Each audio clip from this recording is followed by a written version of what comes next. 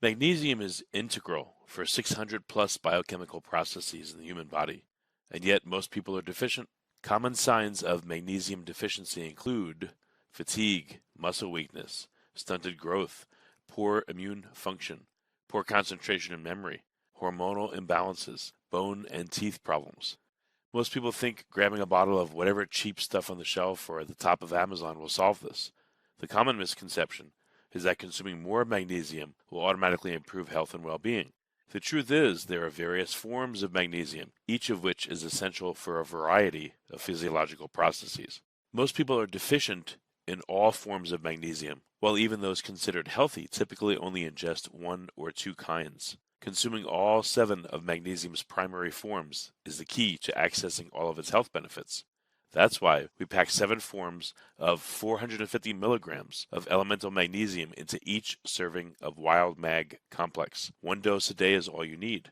Learn more and grab a bottle today at wildfoods.co. Use code GENIUS for 10% off your order. Before we get started, I have a quick favor. I've been self-funding the Finding Genius podcast for 5 years now. I've done over 3,000 episodes. And as you can see on YouTube, we're up over 1 million views on the channel, which is fantastic. The next thing I really want to push on is to get up to 10,000 subscribers, because once we do, we'll be able to put a donate button, and we'll be able to solicit donations to help keep the podcast running and to also get the Finding Genius Foundation moving along. We have a big project studying anxiety, depression, and PTSD, and working on a product to help people overcome these problems, because I've seen them explode recently after the last 2 years of the whole virus situation. So if you would, please subscribe to the podcast. That would help us tremendously. Give us a thumbs up and check in the description for Buy Me a Coffee. It's about $5. If you could buy me a coffee, I'd really appreciate it. It would help keep the channel going, and I love coffee. Thank you.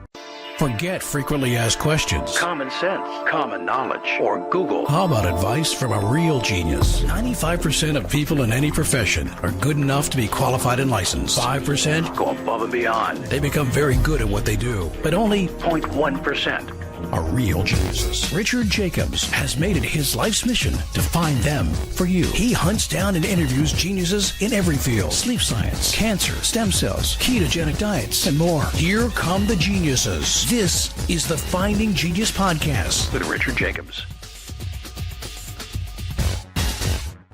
Hello, this is Richard Jacobs with the Finding Genius Podcast, now part of the Finding Genius Foundation. My guest is Elise Granek. She's a professor, part of the Environmental Science and Management Department at Portland State University. We're going to talk about emerging contaminants, but specifically microplastics for today. And we may at the end talk about other contaminants or have her back for another interview. So Elise, thanks for coming. How you doing? Great. Thanks for having me. Yeah, I always ask people first about their background, how they got into the area of study they're in, and then I want to ask you about the specifics of your research. Great. Yeah, so my work now focuses on applied coastal ecology, but I come to it from a somewhat circuitous route. So I earned a master's in forest ecology and conservation biology from the Yale University, from at the School of Forestry and Environmental Studies. And so I was a Peace Corps volunteer in Africa, in East Africa and West Africa, where I did environmental education. And that led me to want to go get a master's in environmental science and management, in conservation biology and forest ecology. And so I went to Yale University School of Forestry and Environmental Studies to earn a master's in forest ecology and conservation biology. And then I went back to the Comoros Islands, where I worked for a UN Environment Program project on biodiversity conservation and sustainable development in the Comoros Islands. And I was supposed to be working on forest ecology, actually, but due to some political issues, I ended up working on marine ecology and helping establish the first national park in the country that encompassed the southern part of an island. The area of the park was actually larger than the area of the island itself, and it included a number of marine reserves. And from that, I became really interested in marine ecology. But because of my background in both forest ecology and marine ecology, I tend to focus on the connection between the two. And so again, the work I do now is on applied coastal ecology, and much of that work is looking at how land-based activities and interactions affect coastal marine ecosystems. You have a lot of experience out in the field, which probably is very rare amongst most scientists, I would think. A lot of them, unfortunately, are stuck in labs. So what do you feel like you got being out in the field in Africa, different spots, the Peace Corps, and then the Comoros Islands? And, again, you've been out and about a lot. So what perspectives or what things did you learn out there that you never would have learned if you were stuck in a lab the whole time? Yeah, I think I learned to look at the human aspect of conservation biology. I think many scientists focus on the ecosystems, and more we are starting to think about that human component. And definitely there's some great researchers out there that are looking at the human interactions with ecosystems, but I think I started out thinking about that aspect first. And so I think that's what really drove me to look at how land-based activities are connected to marine ecosystems and effects on marine systems. Oh, so what does that mean? What kind of land-based things happen that directly affect marine ecosystems? Yeah, so the work that we're focused on now is really looking at how activities on land, so it could be land use and land cover, or things running off the land. So that could be what's running off in stormwater, what's being released in from wastewater, and it can be what's being applied to the land. So in agriculture and forestry, there's a number of herbicides and pesticides that are used. Those things don't stay on the land. They get washed into rivers and then eventually into the ocean. So the work that we're doing in the lab now is really looking at that array of activities that happen on land, but that don't just stay on land. They end up moving, especially with contaminants, they end up moving into waterways and eventually downstream into ocean ecosystems. Okay. What about microplastics? You mentioned that a bit in your bio. What's the research that you're doing surrounding microplastics, or do you just have experience in the past with them? Yeah, we're doing a fair bit of research on microplastics right now. We've done work trying to understand the distribution of microplastics in rivers here in the Pacific Northwest. We've also looked at microplastics in organisms. So again, as a marine ecologist, really interested in how what we do on land affects marine organisms. We know that microplastics are sourced generally from land.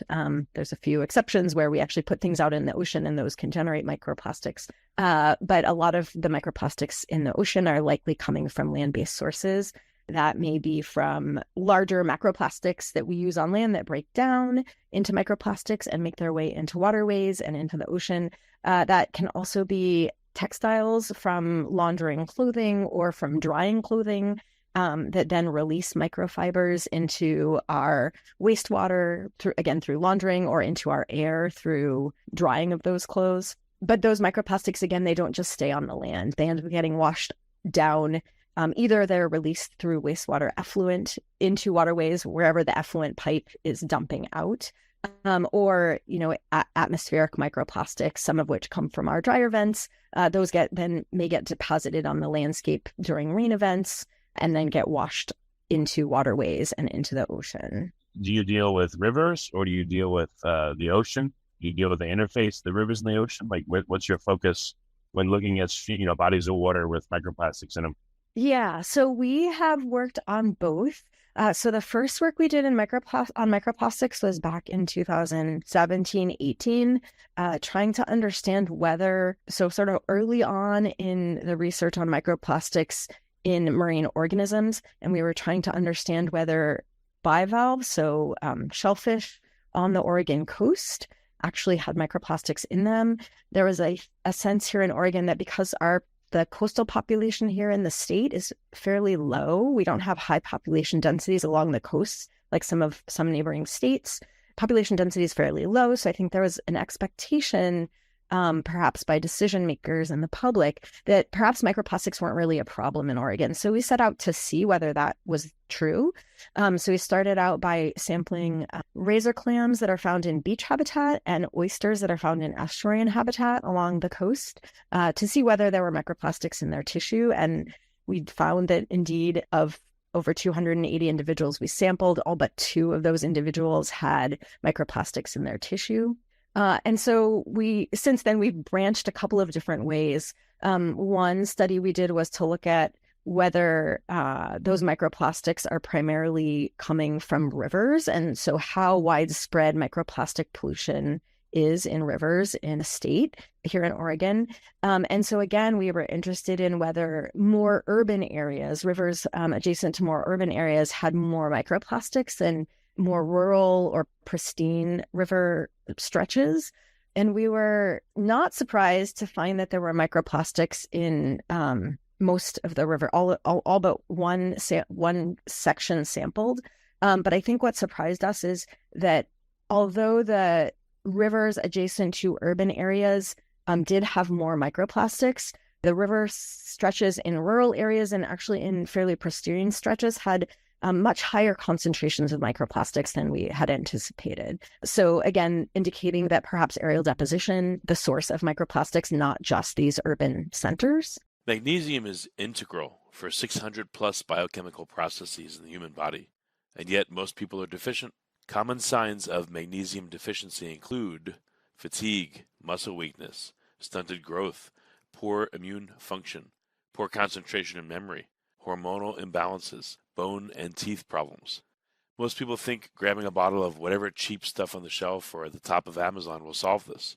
The common misconception is that consuming more magnesium will automatically improve health and well-being.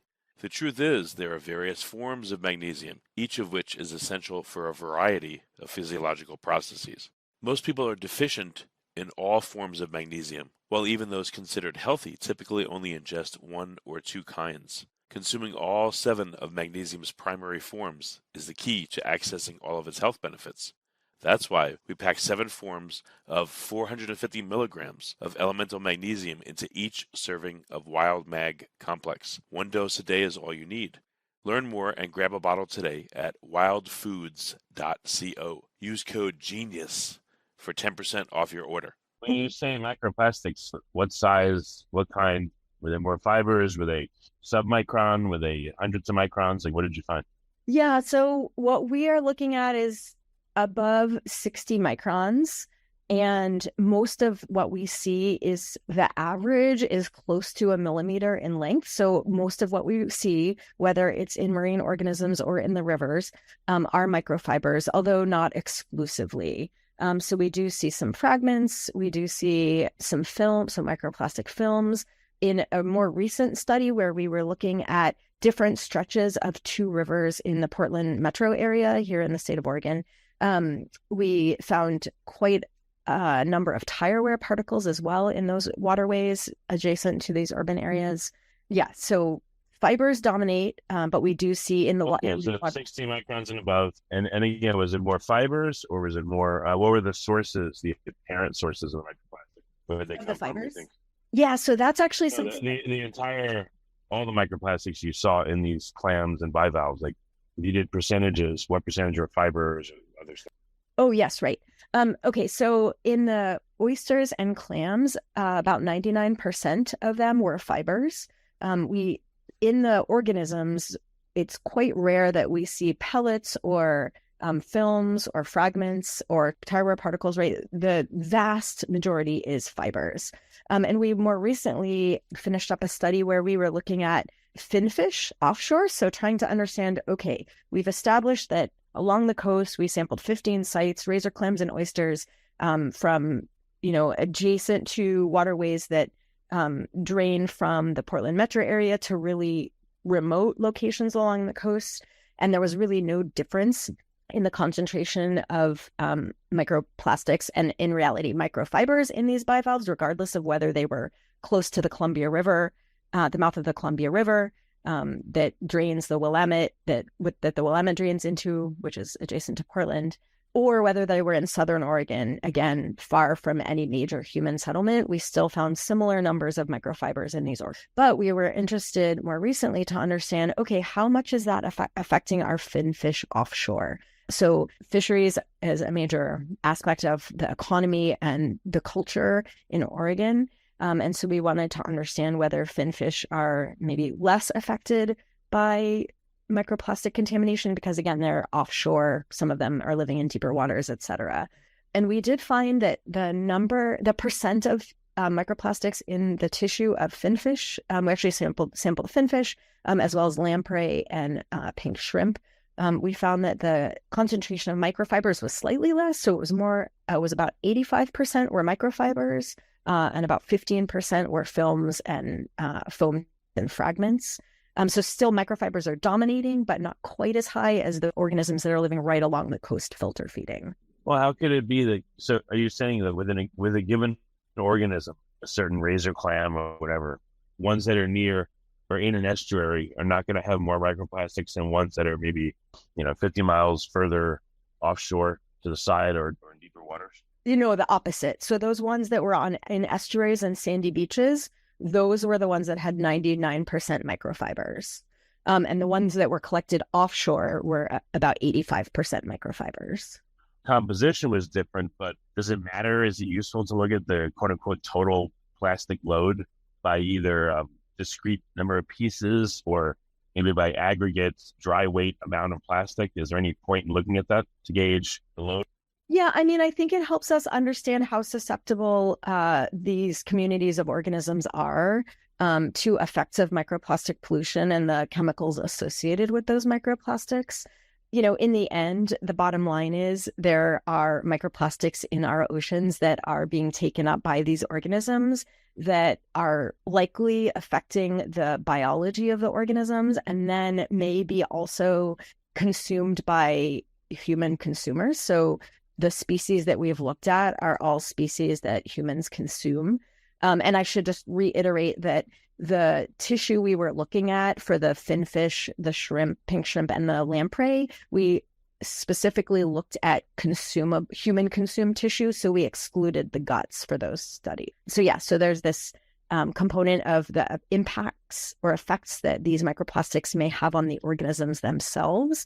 And then the fact that this means that it's part of our food web as well that we're consuming. Why is there such a predominance of fibers, you think, even in the offshore or the estuary ones? I think you say 85% for offshore and then 90 some odd percent for in estuaries. So what kind of fibers? Are these, can you tell if they're from clothing or are they more like industrial fibers, and why such a high percentage? Yeah. So, the common thinking right now within the community of folks studying microplastics and microfibers in coastal areas is that the vast majority of microfibers are likely coming from laundering and or atmospheric deposition. So that, again, when we launder, that's going to be fibers, right? And so that laundering process can release fibers into the waterways, like I mentioned, through our, the water in our washing machines is evacuated, and it's evacuating those small fibers that are coming off of our clothes. But as we all know, because we have to clean out our dryer vents, there's also a lot of fibers that are coming out as we dry clothes, right? And so some of those are getting released. If you have a dryer vent that vents to the outside, some of those fibers are being into the air. And we don't currently understand the breakdown in terms of what percent of the fibers from laundering are coming from the washing machine process versus the drying process, right? Because maybe if you hang your clothes dry, you're not releasing quite as many fibers because you're not drying them in a dryer. We don't really know that breakdown. There is also some work out of Hawaii that finds that fishing gear that's abandoned breaks down and maybe releasing fibers as well into the environment, into ocean areas, ocean ecosystems. So again, we don't have a good handle on how much of the microfibers that we're seeing in coastal and marine organisms is coming from the laundering process versus how much is coming from fishing gear. Although it is generally thought that the majority is probably coming from laundering. You're studying laundering and microplastic fibers. Yeah, so there are a couple of studies looking at how much microfiber comes out of clothes when they're laundered. And there's also been research looking at how effective wastewater treatment plants are at removing those fibers. And many wastewater treatment plants are exceptionally effective at removing fibers, often removing 97 to 99% of the fibers. But because of the vast number of fibers that are coming off of our laundry and going into our wastewater stream, we did some calculations for Portland. And even if our wastewater treatment plants are 99% effective at removing microplastics before effluent is released, the numbers that are released every year are in the tens of millions of microfibers, just because of the population here, and that 1% that is released is still quite large. Well, what kind of clothing produces more dangerous microfibers versus not? If I have a wool sweater and I launder it, how's that going to be different from a polyester shirt or something? Yeah, that's a great question. And that's something we're trying to understand now, actually. So, when we launder our clothes, we have cotton t-shirts and we have polyester t-shirts and we may have a wool sweater. And all of those fibers are likely being released into our wastewater stream. What we are trying to understand, and we actually have a study that was recently conducted, but we don't yet have data to share on that, is the extent to which these different fiber types affect organisms. So there has been some research that finds that natural fibers like wool and cotton are going to break down more quickly in the ocean, for example, than polyester fibers, right? So the polyester fibers are going to be around and intact for longer periods of time and therefore more likely to be taken up by organisms. Although when we test organisms, we do actually see plenty of natural fibers. Another aspect of that to remember is that even our cotton fibers, like our blue jeans, they have dyes in them. The cotton may have been grown using chemicals to grow the crop. And so there are other chemicals associated with even those natural fibers. The wool may have, additives in it, depending on whether it's organic wool and how it was processed. So there's a couple of different things going on, right? It may be that different kinds of fibers have different effects on organisms, but there's also the fact that different chemicals on those different fibers also can have different effects on organisms. And so trying to tease apart whether synthetic fibers like your polyester, layer for going skiing, for example, or your yoga pants, whether the fibers from those clothing items are more harmful to organisms when they're taken up is still a question that is not fully answered. So a number of studies have actually found that even cotton fibers can have effects on the biology of the organisms. So they can affect feeding rate, they can affect fitness of the organisms. So just because they're natural fibers, especially if they're something that is processed, they can still potentially have negative effects on organisms, on animals in the ocean. Is anyone trying to do a study of people that work in laundries? Let's say they're constantly around the washers and the dryers to estimate their load of these fibers in their lungs and in their body. Yeah, that is a great question. It's trickier to study microplastic effects on organisms. We actually are in the midst of a study where we're trying to get at that question a different way. So we have sampled moss that grows on street trees here in the Pacific Northwest, or just on trees in general in the Pacific Northwest, has actually been utilized as a very effective passive sampler for heavy metals. And there's some recent work that has found that it can be serve as a passive sampler for microplastics as well. So we have recently conducted field work where we sampled locations around the city and in a more rural community. And we sampled close to highways, far from highways, in dense residential areas, in more rural areas. We sampled around different kind of industry like recycling facilities and laundering facilities to try to tease apart whether there are differences in the microplastic loads in the air around these different types of industries and residential areas. So we don't yet have data to share.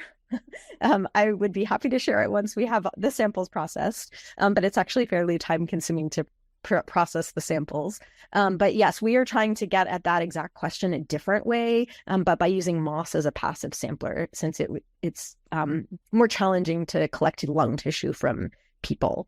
Well, instead of lung tissue, what if you had people that were on shift and they cough into, I don't know about a tissue or some kind of, some kind of rag that doesn't have the type of fibers they would normally be exposed to, and maybe that, or spit or something like that, it may be gross, but maybe that's a non-invasive way, or they breathe into a device, see what's in their lungs, what comes out. That might be a way to get at that data instead of using moss and without injuring the people.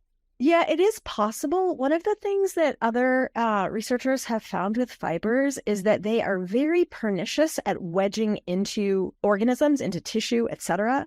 So there's some research coming out of sort of the coral reef community, research community, that has found that if you give corals microplastic beads, they will take them in, but they are able to sort of process them in their gut, recognize that they're not food, and spit them back out, so to say. But if they're exposed to fibers instead of pellets, they become wedged inside their tissue, in their tentacles and in their gut, and they're not actually able to expel those.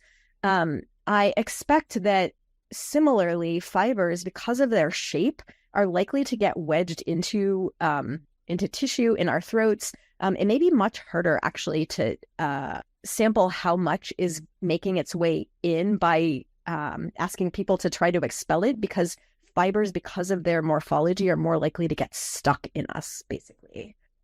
Also, too, I mean, you said you went down to 60 microns, but there's a whole world below that. Oh, yes. Are you able to use instrumentation to see below 60 microns, down to a micron or maybe even a little bit smaller than that? Because, what if the picture is totally different? What if there's very few fibers, there's other plastics that are missed because you're not able to look at that small size? Like, That's a great question. And yes, we are probably missing a whole lot by looking only at 60 microns. Some of our more recent work, actually, we're now looking down to 20 microns. But as you mentioned, we're still missing nanoplastics and really small microplastics. And as you are likely aware, plastics break down. They break down into microplastics, and then those microplastics break down into nanoplastics. So the quantity of nanoplastics is going to be, in terms of numbers, is going to be much greater than the quantity of microplastics, right? Because if you break down one piece of microplastic, it's going to break down into many nanoplastics. So yes, it is definitely an important area of research. Technology is somewhat limiting. There are some new approaches coming online to look at nanoplastics. It tends to be very expensive and time consuming. So we hope to eventually get there to looking at more nanoplastics, but right now we're focusing on particles that are 20 microns or larger. And I should mention that we have seen translocation of those particles, 20 microns, even just 20 microns and larger, like I said, in the fish tissue. So again, fish and shrimp and lamprey may be taking in these particles into their gut, but those particles, for us to find them in the tissue, that means they're actually moving around the organism, getting translocated into their tissue. And even these larger particles that are 20, 40, 60 microns, we're seeing that those are, well, I guess most of them tend to be about 20 microns in width, but they can be much longer. We can find them up to, 500 microns in length, and we find them translocated out of the gut tissue into the muscle tissue of these organisms. Yeah, that's what I was going to ask you is for biological organisms, what is a problematic size? Like for inhalation, I think if I have it right, I've heard that the 1 to 10 micron size is probably the most problematic, where particles that size will tend to get lodged most easily. They can go deep enough into the lung where they just don't come out. So that's like a sweet spot of bad sizing. So have you been able to establish that? Like when is translocation more likely, at what size, or is that not really a correlative factor? Yeah, I mean, I think it hasn't been a focus of our research, but just thinking about our data, I would say that generally what we see in the muscle tissue, the smallest dimension, so the width, is between 5 and 25 microns. We don't tend to see things that are wider than that in the muscle tissue. But to your question, what size is most problematic for the organisms, we haven't looked at that. And there has been some sort of hypotheses from the nanoplastic community that hypothesizes that the smaller the plastics, potentially the more harmful they can be, because again, they can go deeper into tissue. It's harder for organisms to expel, etc. Well, you're also, I mean, I don't know if this happens with fibers, but I would think as you get smaller microplastics, you get more sharper geometries and therefore like higher electric fields. depending on the composition of the compounds that compose them. If you get like a real sharp, tiny corner in a microplastic, let's say it's not spheroid, but it's jagged, it's really, really small. There's a potential for like incredibly high electric fields to be at that interface because of that geometry. Maybe they're more effective at cutting through tissue or at changing the permeability of a barrier inside an organism. So maybe those are my guesses on why like smaller microplastics might be even more problematic. Yeah, I mean, I think there's a number of potential reasons, right? So we know that microplastics have chemicals in the plastics themselves that are part of the manufacturing process that allows plastics to be in the kind of shapes and forms that they're in. But there's also research finding that a number of chemicals in the environment can stick onto the surface of microplastics. So the deeper into tissue and the more persistent those plastics are, greater the exposure of an organism or a human to those chemicals, right? So yes to what you said, and also just the exposure to chemicals associated with plastics. Yeah, again, even with fibers, even if they're large, 300 microns, the end of a fiber, maybe there's a very sharp geometry that makes the end of the fiber more active biologically and lets it hook into the tissue and cause more problems than like the tube or the length of the fiber. I'm just guessing, thinking about fibers in my mind, what they look like, again, the geometries and all that. Yeah. I'm not aware of any research that's looked specifically at that. But, to your point, we do find that fibers are more persistent in organism tissue, and that organisms are much less likely to be able to expel them, to secrete them, or to expel them through their waste, or through their gills, or through, their mouth for something like a coral. Gotcha. Oh, I was going to ask you, it's kind of a strange thing, but is anyone looking for biomarker that would tell you if a clam, has substantial amounts of microplastics? What if you had a lab experiment, you had like a dozen pristine clams and you put 6 of them in a pool of water, and you had some laundry effluent go in there with a lot of microfibers in it, and the other one was kept really clean. And then you looked at, gave it a week or two for the clams to absorb this stuff, and then looked at biomarkers of the 2 clams. Maybe there's a proxy to see the level of contamination or the fact that an organism is contaminated with these, these microplastics or microfibers, again, through biomarkers. Yeah, so I know one area of research that we've talked about with a collaborator looking at is there is some work that finds that the presence of microplastics can affect the gut microbiome in organisms. And so you see a shift in the microbiome community in the guts of these organisms that are being fed microplastics or that are exposed to microplastics. So yes, so that is a possible mechanism of trying to determine effects. There are other studies that have used other biomarkers for microplastics. Again, as an ecologist, we tend to not focus on biomarkers. We tend to be looking at whole organism effects. But yes, there are other researchers that are looking at biomarkers for microplastics. Okay. And again, have you heard anything about microbiome disruptions? Has anyone looked at that you know of, or anything in the literature you're seeing?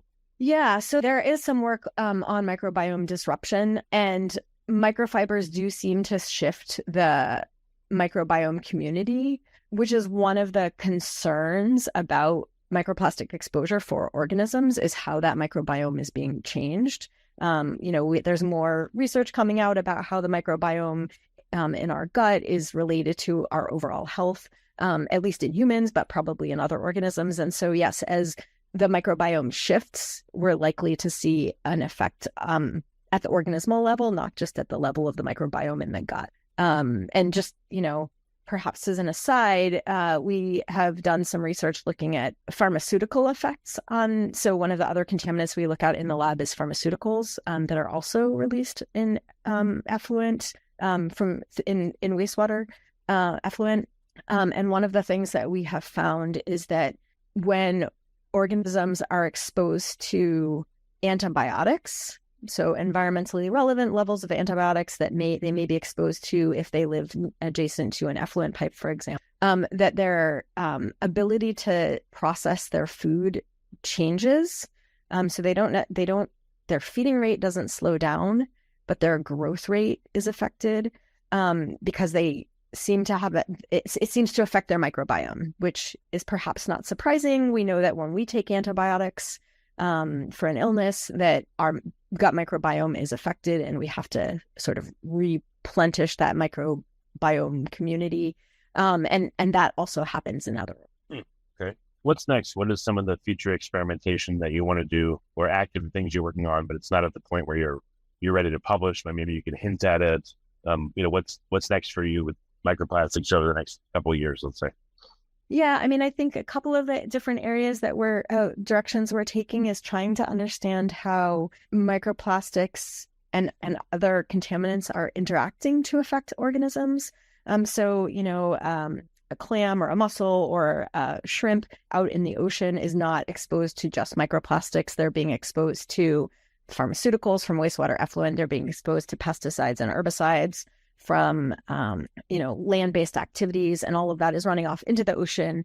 Those organisms are exposed to multiple stressors. They may also be exposed to environmental stressors like warming water conditions and changing pH. And so really trying to understand how the suite of stressors affects the organisms.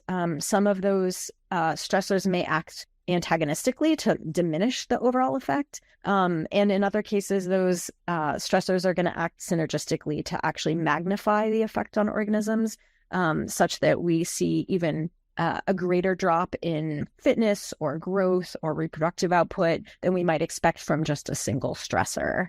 So that's definitely one area that we're I think, the lab I run is called the Applied Coastal Ecology Lab. We really aim to do research that can be applied to decision-making and decisions made by consumers, et cetera.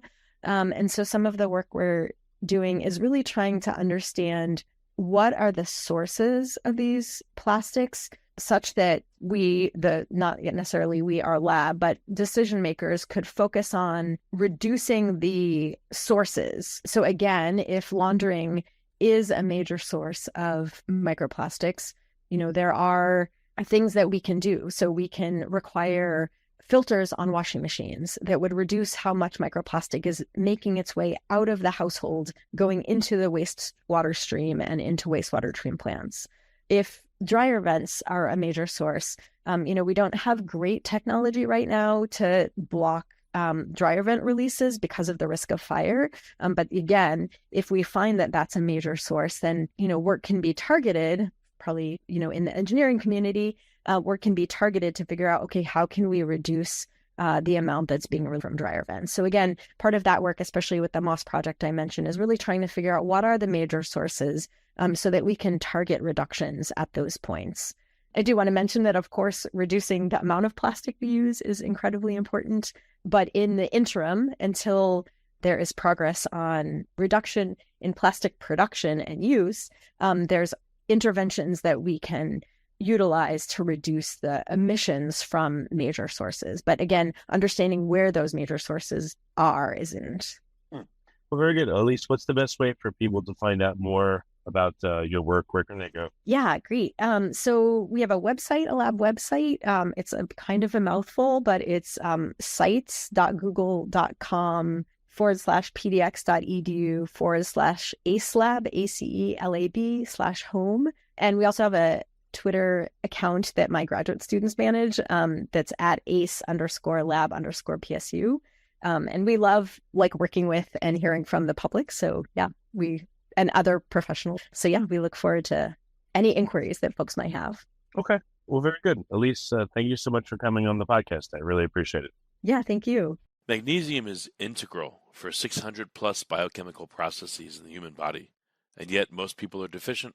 Common signs of magnesium deficiency include fatigue, muscle weakness, stunted growth, poor immune function, poor concentration and memory, hormonal imbalances, bone and teeth problems. Most people think grabbing a bottle of whatever cheap stuff on the shelf or at the top of Amazon will solve this. The common misconception is that consuming more magnesium will automatically improve health and well-being. The truth is, there are various forms of magnesium, each of which is essential for a variety of physiological processes. Most people are deficient in all forms of magnesium, while even those considered healthy typically only ingest one or two kinds. Consuming all 7 of magnesium's primary forms is the key to accessing all of its health benefits. That's why we pack 7 forms of 450 milligrams of elemental magnesium into each serving of Wild Mag Complex. 1 dose a day is all you need. Learn more and grab a bottle today at wildfoods.co. Use code GENIUS for 10% off your order. If you like this podcast, please click the link in the description to subscribe and review us on iTunes. You've been listening to the Finding Genius podcast with Richard Jacobs. If you like what you hear, be sure to review and subscribe to the Finding Genius podcast on iTunes or wherever you listen to podcasts. And want to be smarter than everybody else? Become a premium member at findinggeniuspodcast.com. This podcast is for information only. No advice of any kind is being given. Any action you take or don't take as a result of listening is your sole responsibility. Consult professionals when advice is needed.